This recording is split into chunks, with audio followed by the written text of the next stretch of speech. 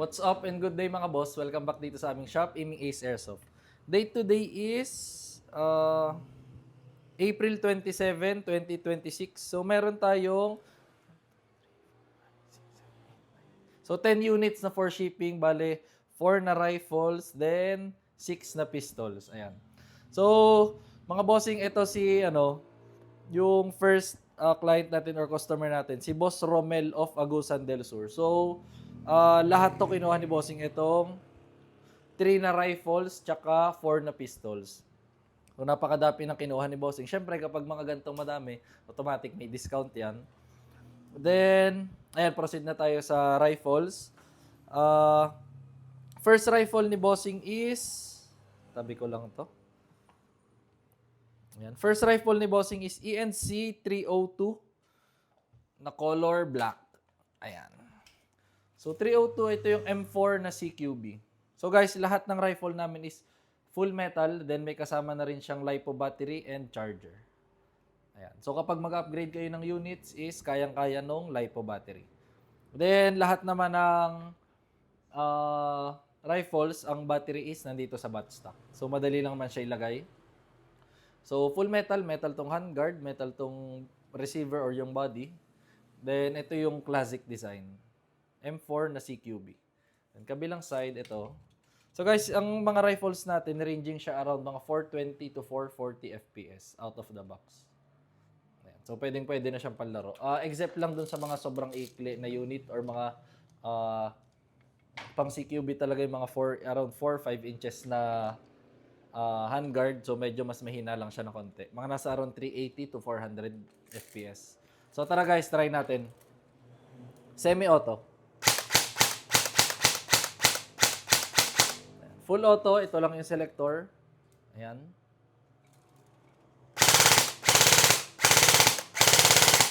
Ayan.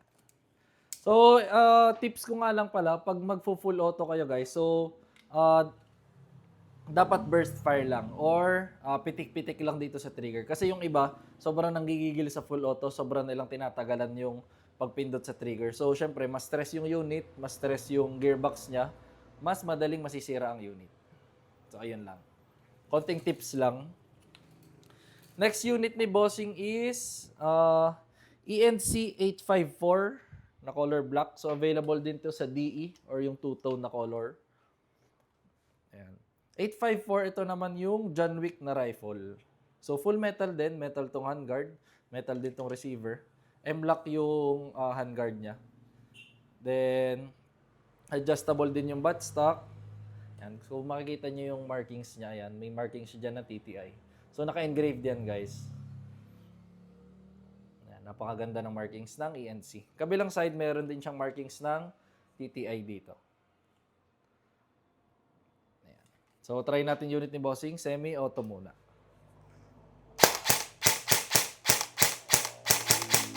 Full auto. So, pitik-pitik lang ulit or burst fire lang.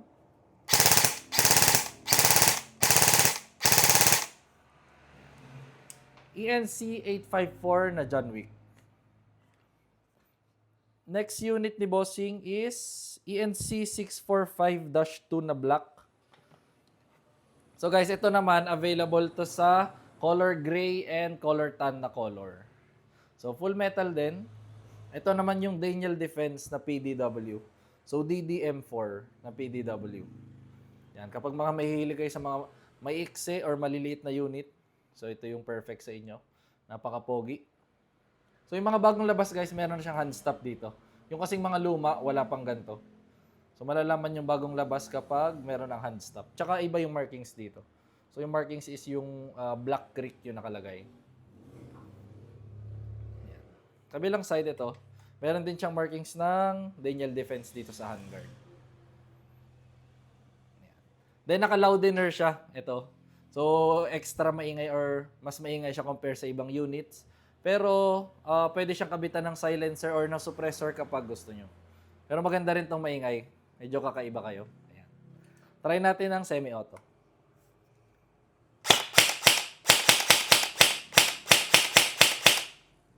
Pakinig nyo naman siguro yung difference dun sa iba. Then, full auto. Burst fire lang.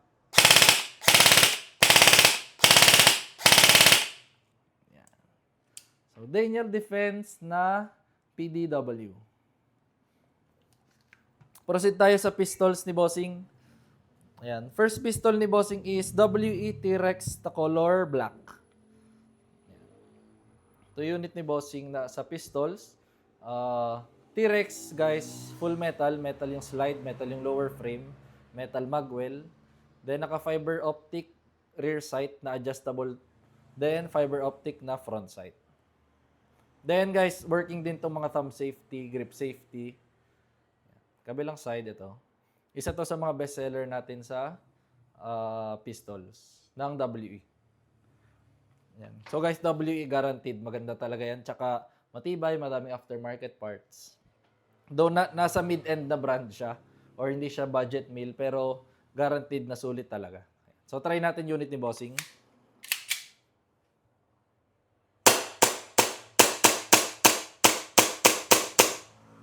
Slide lock, meaning wala na siyang BBs.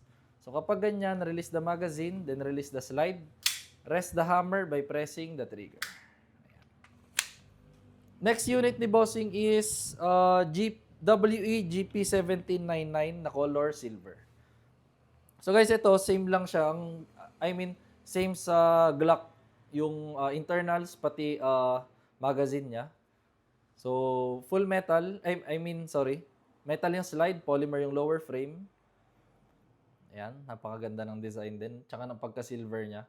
Then, naka-fiber optic na yung rear sight, tsaka ang front sight. So guys, pag fiber optic ganyan, so medyo neon yung color. Mas madali nyo kasi siyang makikita. Tsaka kahit yung front sight. Ayan. So kapag tinutok nyo sa target, is mas madali nyo makikita. Ayan. Try natin unit ni Bossing.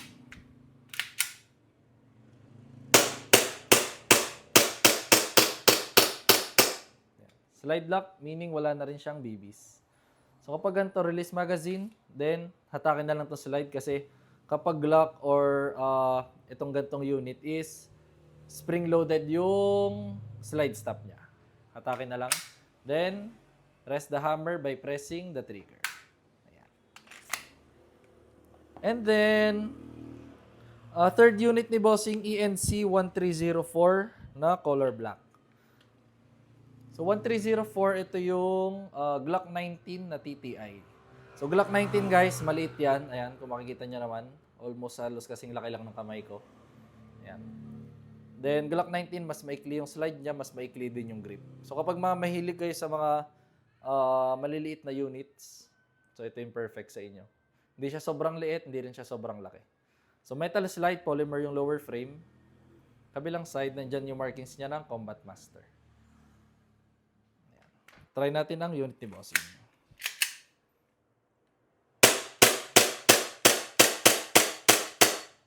Slide lock.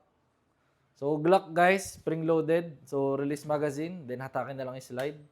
Then, trigger. Next unit ni Bossing, ito last unit ni Bossing is Double Bell 795. Ito naman yung Infinity na high kappa. So, full metal, metal yung slide, metal tong lower frame. Yan. Adjustable tong rear sight, then naka-fiber optic yung front sight. Kabilang side, may markings din siya ng Infinity.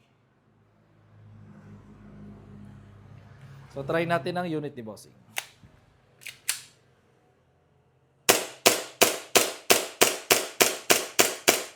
Yan. Slide lock.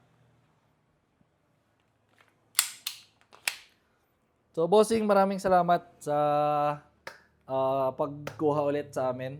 Ayan. So, next unit, ENC 854 na color black kay Boss Royce of Sorsogon. So, ito unit ni Bossing. Same lang dun sa kanina. Ayan, 854. Ito yung John Wick na rifle. So, full metal. Ayan. Then, may kasama na rin siyang LiPo battery and charger. Kabilang side, pakita ko na lang din. Ayan. So, try natin unit ni Bossing. Semi-auto muna. Full auto, burst fire lang or pitik-pitik lang.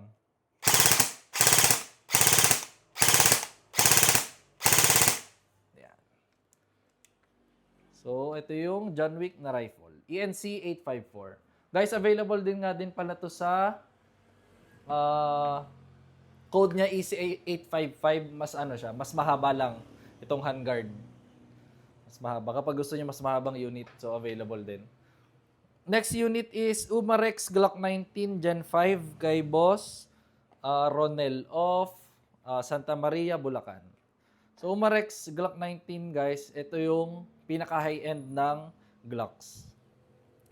So officially licensed siya ng Glock. Pakita ko na lang. Ayan. So ito yung box niya. Ayan. Then dito may nakalagay officially licensed product of Glock. So mismong yung Glock company is inallow niya si Umarex na gamitin or gayahin yung mismong units nila na same na same. Ayan. So guys, pag nakakita kayo ng real steel version na na Glock 19 Gen 5, so gantong-ganto 'yon. Ito yung MOS na version din. So complete markings siya, complete licensed markings. Kabilang side, ito. Kahit sa barrel guys, pakita ko sa inyo. Ayan, may markings din siya dyan. So, try natin unit ni Bossing.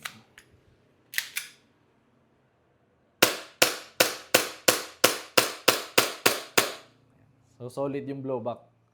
So, release magazine, then itong slide, then yung trigger. Tapos, pakita ko nga rin pala sa inyo itong magazine. Yung magazine guys, may markings din siya ng Glock sa base pad niya. So, hindi siya makapagkamalang airsoft.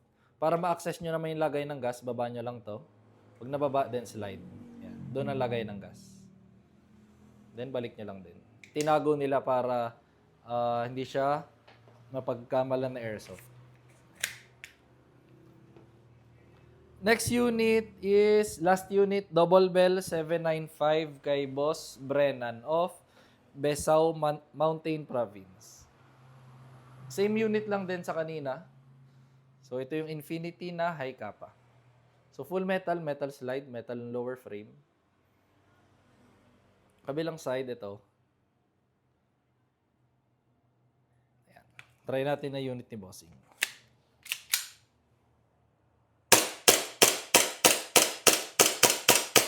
Ayan. Slide lock. So, yun lang naman mga bossing. Maraming salamat ulit sa patuloy na pagtitiwala sa amin. Ayan. Papak na rin namin na itong orders nyo. Then, if may inquiries kayo, message lang kayo sa aming page, Aiming Ace by CJO. Thank you.